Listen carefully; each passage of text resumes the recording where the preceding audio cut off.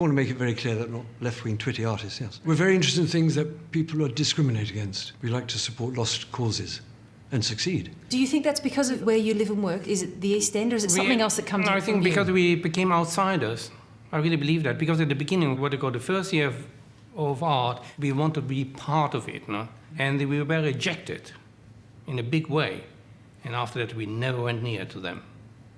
Not once. You remember this like it was yesterday, don't Yes, you? in my brain, day and night, those ideas never leave me. The rejection never stops hurting, I guess.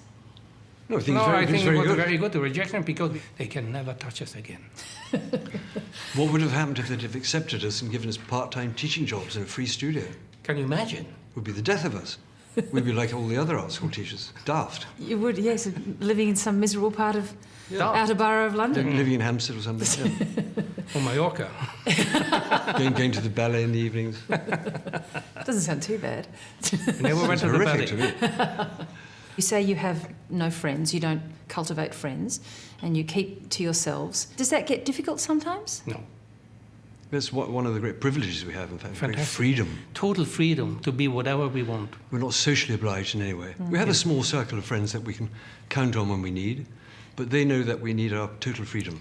And they accept that, Yeah. and we love them for that. Very And never go into other people's houses. much. Never into a house.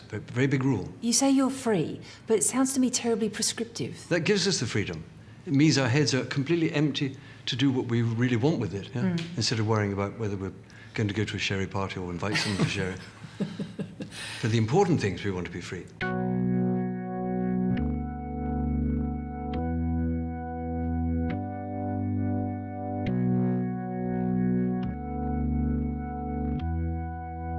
Tell me about the grid. Why the grid? The grid we used when we did the big drawings, because we were only able to buy sheets of paper 50 by 60, you know. So we stick them together to make big, enormous drawings. And after we push the scattered objects together into a form or shape of a grid system, even now we are able to make an artwork that is 30 meters long that goes in one little case. I'm intrigued that you make maquettes of all the places, the galleries, the exhibition halls where you will exhibit. Why do you do that? It's very, very simple because there are only two ways to install an exhibition. That's the curator or director of the museum's way, which is to their taste. They hang the show how they like it to be. And we don't believe in that. We think the show should be arranged with the viewer in mind. How they come into the first room, the second room. Oh, it's fantastic. Because even now, because we have this big museum showing going all over Europe with 6 museums, all the models are all done, all the installations are all done. We are doing the invitation card, the banners, everything is done by our total artwork. Even the catalogue we design ourselves. Complete That we control. always did that. Totally mad. It's service. We believe in providing a service But for the because viewer. we- Yeah? We're not the stuck-up artists who don't care what they think. Yeah? Homosexuality is, of course, at the forefront of a lot of your work too, but you don't like that term, do you? We say sexuality. Nil, we believe in. Yeah? Nil. It has to change anyway towards nil. It is nil for a lot of young people already. Yeah? But you can't say just sexuality because it's only men related to men. There's no women there. But it's sex, no? We have the sex that most women are interested in our pictures. But it is only sex, no? I never heard somebody in a bar saying, "Oh, I feel hetero-horny tonight." They just say, "I feel horny tonight." No? And yeah, to do with buggery, probably more women are being buggered than men. I don't know about that. I'm convinced. You are? They say What so. is your experience of that? How would you know? They say so. I read the books. Beware of books. We've seen the personal columns. Well, Germaine Greer criticised you for not including women. She's quite an old...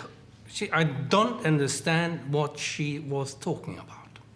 Why should she have a problem that women were enjoying our Tate exhibition? I don't get that. Why that? Normally women go into a gallery and just see other women. Naked ladies, from Titian up, always naked ladies. That's why we're the feminists. True. We have enormous women followers for our work. Yeah? But I would have thought women would like to see a naked man, no? Yes. Yeah.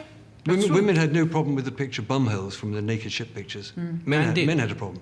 Women are much freer in that way anyway. You've never been shy about defending your work. You will angrily defend your work against what you see as misrepresentations. And I know that happened when some of your models were misrepresented in your view as having been rent boys, when you started using young men in many of your images in the early 80s. Why did that anger you so much? Because it was not true. That's why it angered. And it's a prejudice in general. What if they were? What would that matter? And as we said, they don't know what a rent boy looks like anyway, these critics. We know what one looks like, but they don't. Because they only wanted to be against with that. That's why. It was a way to get to you. Yeah. They wanted to be against our art in the moment that they called them rent boys. Even when in 19th century, they all used prostitutes as models, the pre-Raphaelites and all this. The most famous pre-Raphaelite Jesuses are in fact Italian rent boys living in London. Caravaggio couldn't have painted without them. Of course, absolutely. Why? No, lies we don't like. And not by some stupid art critic who It's doesn't their- understand. It's their fears as well. They're just middle-class people terrified that their son's going to go on the game or something. Yeah? We have to remember the times. Yeah, it was the early 80s and the advent of HIV/AIDS as well. There was still a great deal of fear and prejudice around gay men, around homosexuality, around lesbians as well. It still is. What about the Pope? No. You copped a fair bit, I guess, in relation to that then. I mean, there's still attacks rising in Europe on young people who are well-dressed. Not gay, just young people well-dressed. Because of Eastern European Catholics moving into the common market area who think that young men well-dressed are fair game. And that's with the backing of Rome. It's extraordinary. What do you think in 2010? Scandalous. That's been a huge theme in your work, your ongoing outrage at the church Yeah, and we at are campaigning piety. against the Pope in a big way. Yeah, We it's been a want long campaign.